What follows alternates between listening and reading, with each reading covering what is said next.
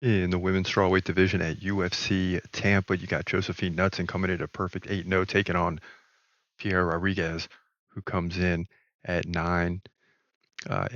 This is Sweden versus Venezuela.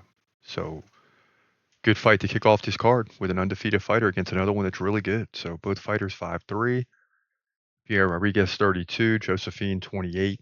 So she's 4 years older. Piera Rodriguez also has a 4-inch reach advantage. They both stand right-handed. And here's where things get different, right? Josephine Knutsson 4.9 significant strikes per minute, very active on the feet, to 3.6 for Rodriguez. You're looking at 10, 15, maybe 20 significant strike difference on the feet if it stays there.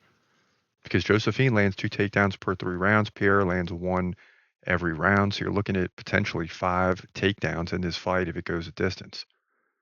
Now, Josephine uh, is coming into this fight with 4 victories in a UFC setting. Now, one of those was at Road to UFC. The other against Isis Verbeek was at the Contender Series, but 2-0 in the UFC specifically, beating Marnik Mann and Julia Polastri, both in dominating fashion, really. Even though she gave up 3 takedowns to Polastri, still dominated by 60 significant strikes. Now, Pierre Rodriguez started the same way, but in the last 2 fights, she's kind of slowed down. She moved up levels, right? Against Jillian Robertson, lost by armbar submission, and then had a DQ loss against Ariane Carnelossi, a fight that she was winning at that point in time. So it's going to be 2 similar fighters getting in there. Forget the records here, but I got to see Josefine Knutsson lose before I go against her, right?